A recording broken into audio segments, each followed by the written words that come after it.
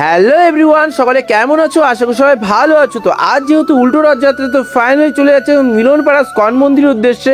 তো দেখতেই পাচ্ছ ফাইনালি এখন খুবই সুন্দর করে চলে এসেছি। তো এখন হেঁটে হেঁটে চলে যাচ্ছি মন্দিরের উদ্দেশ্যে। তো এত ভক্তবিন্দু, ভীষণ সুন্দর লাগছে দেখে নিয়ে। আমি এখন মন্দিরের সামনের দিকে যাচ্ছি। এত সুন্দর ধনিস আওয়াজ শুনে ভীষণ সুন্দর লাগছে। সবাই শোনো বন্ধুরা। তো প্রভুকে যে এত পাশ থেকে দেখবো আমি কোনোদিন কল্পনাও করতে পারিনি। এত সুন্দর যে কাশির আওয়াজ, মানে ভীষণ সুন্দর লাগছে, মন পুরো জুড়ে যাচ্ছে।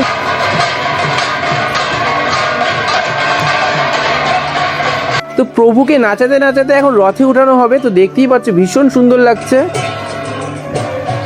তো একদম ফাঁকা রাস্তা, দেখতেই পাচ্ছ এখন সব ভক্তবৃন্দের সামনে দাঁড়িয়ে আছে। তো এখন প্রভুকে নিয়ে আসা হচ্ছে।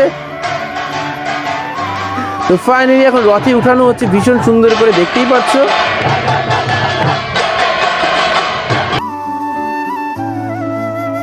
এত সুন্দর করে রথ টানবো, মানে সেরা লাগছে। তো দেখতেই পাচ্ছ জয় জগন্নাথ, এই যে ভাইটা আমাকে ঢুকিয়ে দিয়েছে ভিতরের দিকে।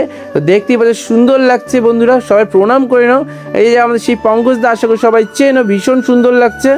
তা আমাকে প্রসাদও দিয়ে দিয়েছে, ফট করে ক্যাচও ধরে নিয়েছি। তো দেখতেই পাচ্ছ আমাদের সেই বড়দার হাসি দেখে পুরো আমি হ্যাপি, আরে আলাদাই লাগছে।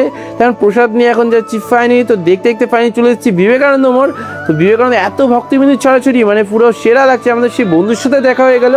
তো এখন খুবই সুন্দর করে সুকান্ত মোড়ে চলে এসেছে। সুকান্ত খুবই সুন্দর করে সবাই মিলে রথ টানছি, দেখতেই পাচ্ছে জয় জগন্নাথ করতে করতে। তা আমাদের সেই দাদা আমাকে খুবই সুন্দর একটা ফুল দিয়ে দিয়েছে, মানে কি বলবো বন্ধুরা। আমাদের সেই রিক ভাই, সবাই এখন জগন্নাথ করতে করতে সবাই রথ টানছি ভীষণ সুন্দর করে, দেখতেই পাচ্ছে বন্ধুরা।